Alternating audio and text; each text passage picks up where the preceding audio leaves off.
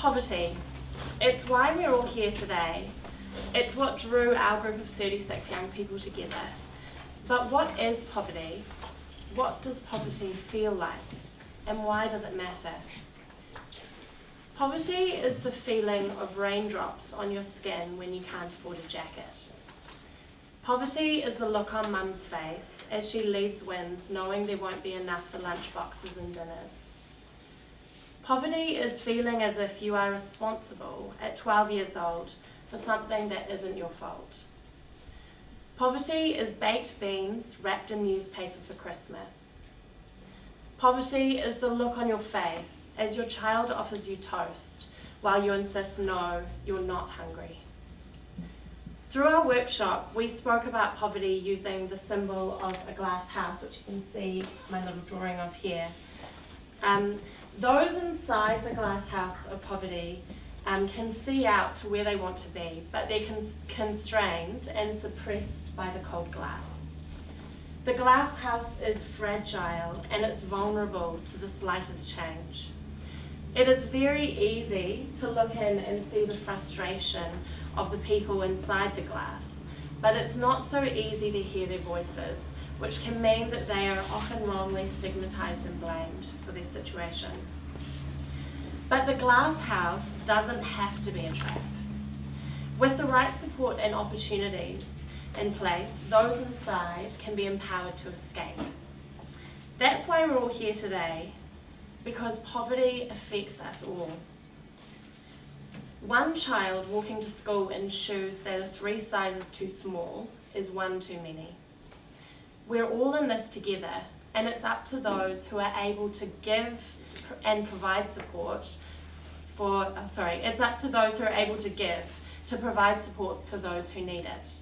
You never know when you might be the one who is in need of help. We've come up with a set of 4 key pillars that could begin to form the foundations for tackling poverty in New Zealand. These are around community, employment, social services and education. We hope we'll be able to use these as a starting point as we focus on the challenges facing Queenstown, and we can begin the journey of creating a New Zealand where everyone has the opportunity to thrive. So before we get into those 4 key pillars, I'd like to bring to your attention 5 of the most common myths around poverty in New Zealand. So it's important to address and highlight these myths, but I'm also going to bust them right here, right now. So myth 1, poverty doesn't exist in New Zealand. So MDGs, or Millennium Development Goals, define extreme poverty as living at or under $1.25 US per day. So according to that, okay, we don't have poverty. But I'm busting this myth by acknowledging that relative poverty is in fact felt by New Zealanders. Relative poverty is not just a lack or restriction of necessities, but it's also the inequalities in access of opportunities that a large proportion of New Zealanders currently take for granted. So yes, poverty does exist in New Zealand, and although it's not the child with the bloated belly caused by malnutrition, it does exist. Myth 2, people on the benefit have it easy. Consider this: solo parent, living in a damp, cold, uninsulated house because the rent is the cheapest. But then after each weekly payment of rent, you're left with only $20 to cover food, clothing and transport. And then when an unexpected event occurs, only the loan sharks are willing to help you because you didn't plan that in your $20 budget. So now you're up to your eyeballs in debt. Still sound easy? Myth 3, benefits cause people to become dependent on the system. Think of the ambulance at the bottom of the cliff analogy as you can see here. And to stop people falling off the cliff, we have the fence. And we have an ambulance, also known as the social services, to respond to those people who actually do fall off the cliff. But what is missing is this ladder, which you can see we've put in there. So the ladder represents opportunities to assist and empower people to overcome those barriers and challenges to achieve their aspirations and goals. Myth 4. One size fits all. Currently we look at the individual as if it's their fault that they're in poverty, but it's actually not. By assuming this one size fits all approach, we fail to address cultural disparities and injustices, and we're ignoring the diverse population of our country. Myth 5. Just get a job. How do you rate your chances of getting a job if you were without a suit, without experience, without transport to your interview? And then again, if you were lucky enough to be successful, you may not actually earn enough to support yourself, let alone your family. So please, over the day, just consider these myths. Thank you. Hey everyone, I'm going to talk about community. Central government is not the only tool we have to tackle poverty. Communities are the seams that hold the fabric of society together and play an important role in alleviating poverty, hardship and their destructive effects. To understand what our communities need though, we must work from the bottom up with them to identify problems and to implement change.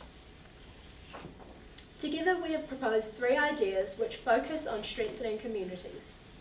The first 2 focus on investment in our future generations.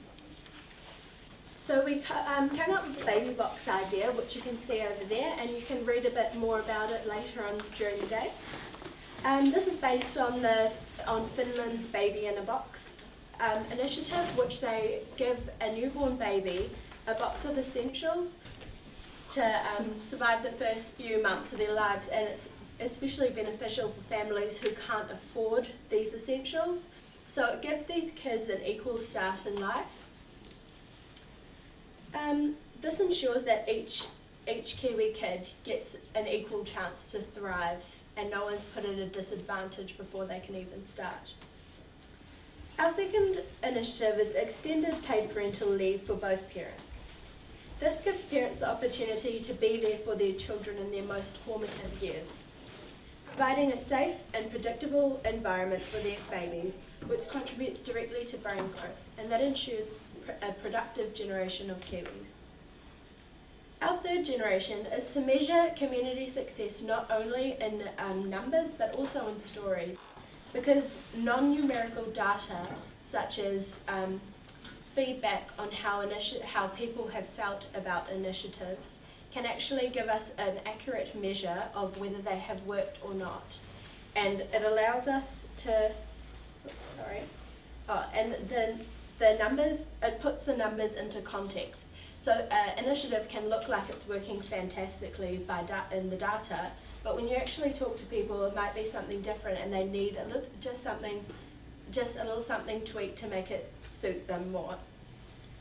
So, empowerment of our existing communities and our future generations are imperative in the fight against poverty.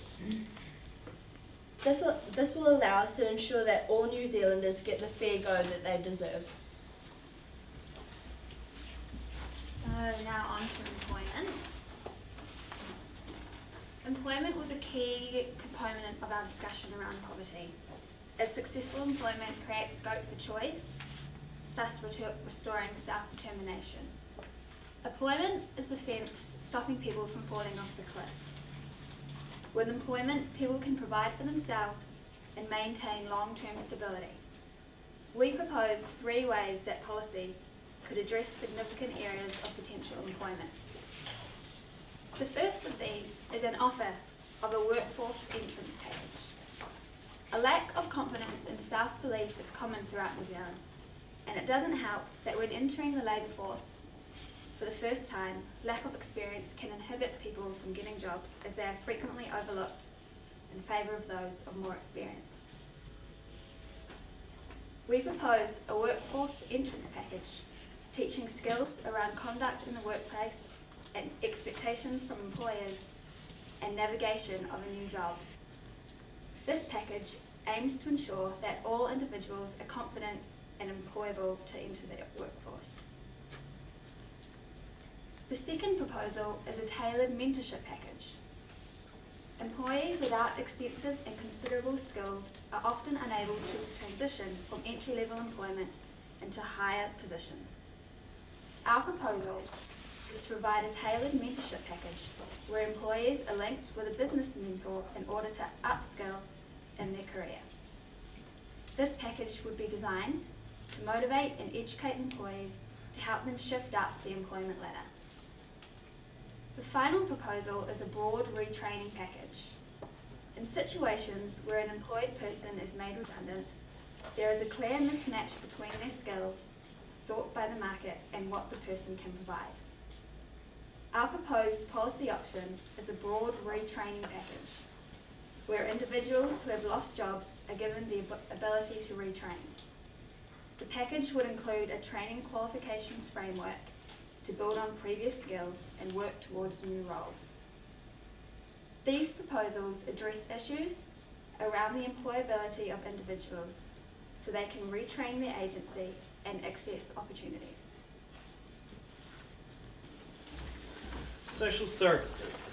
Our existing system is designed to support those struggling, but it actually hinders them.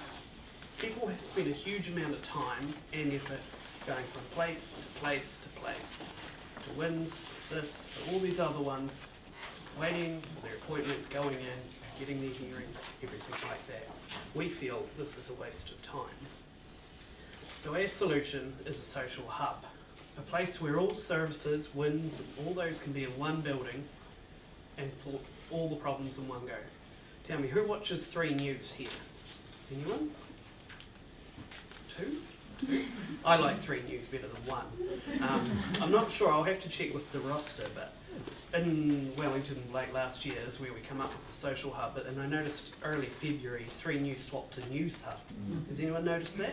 They must have liked our idea. So they got the same idea. They like to have their news, their weather, their sport all in one section, and that's what we proposed. Convenient. The other idea we had was with the social hub and all buildings in one, who likes to go to the mall?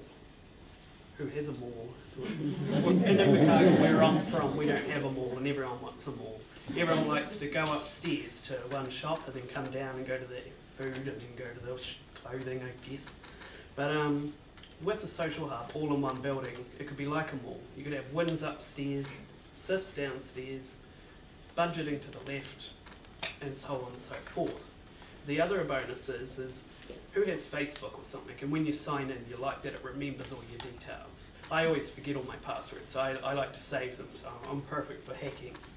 But that's the idea we also had with data collection. With these social services, if somebody went there and there was a shared network of data, obviously you'd have certain privacy there, but it would mean they don't have to go to WINS and say, well, look, my father's just had an accident, I can't work, and we've got kids, and you know, there's not all this explaining, and then they have to make the next appointment wherever they have to go and tell that story again. All that information is there, and that would also alleviate some of the pressure on the staff. So our fourth pillar, or final pillar, is education. We really believe that education is an important factor in the nourishing of our children.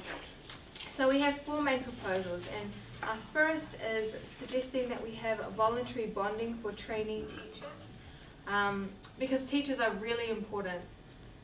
These teachers would work in low decile schools in exchange for the cost of their training being paid, or in exchange for ongoing opportunities to advance up the education career pathway. Secondly, we suggest a more rigorous entry system for teacher training. So, for example, like a competitive first year, such as like the health sciences or laws. So it wouldn't exactly take into account GPA, but also extracurricular activities and cultural knowledge. Why? Because this would add more prestige of becoming a teacher, making teaching an esteemed career, because we believe it is. Teachers are valuable and this needs to be recognised. Our third proposal is a change in the practising teacher criteria so that it reflects the evolving face of New Zealand, which means teachers will have to show that they understand the community that their school serves. This is where education will meet the needs of the community, of the diverse communities there are around New Zealand. So what goes on inside the classroom and outside the classroom will be related. And this would allow connections between the schools and communities. So teachers can become role models for the children that they may not have had before. By having teachers that understand their community, they can provide better support for life, tertiary education, employment, training, courses, and so on and so forth. So the community and teachers can both give the support to the children so that they are able to reach their full potential in life. Fourth, we suggest the idea of expanding the Education Review Office audit reports to consider the links that primary and secondary education have with the community. So community is a very vital part of it. By connecting the educators with the community, we can enhance also the accessibility of these reports for the public. And so by educating the community and connecting them with the services, this will directly affect the children's future in a good way. So overall, our outcomes are they enable opening up of opportunities. By whānau engagement with ERO, we enable the community to become empowered because we should encourage education, and so that enables empowerment. By getting them involved and showing them that their voice is heard, we'll give them a sense of value in their opinion. And this captures the idea of connectedness, so we can see a connection between the central government, local government, and even private sectors. And this ladder of connection would not just be to one generation, but to all. And this can break intergenerational cycles of poverty. So it's time for us as New Zealand to really rise and be a leading nation, be a real good role model for all other nations out there. And that's us on education. Okay, so there you have it. At the beginning of our talk, we spoke about the glass house, which was a place that kept people trapped inside. But now we've built a new house, which we believe is a much healthier house. So we've got community that forms the base here.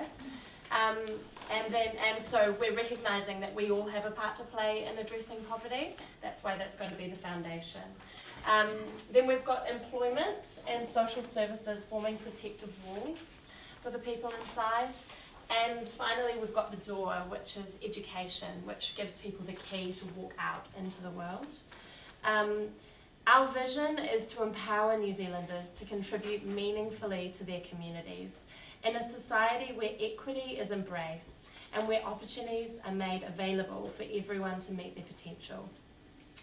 This is an opportunity for us all to act, to stand as a proud leader in our corner of the world and in the wider international community.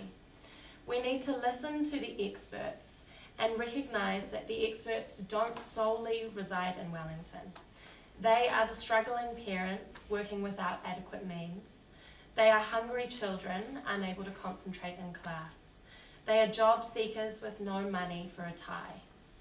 We are determined to make a change, and we really hope that you guys will join us. So, thank you.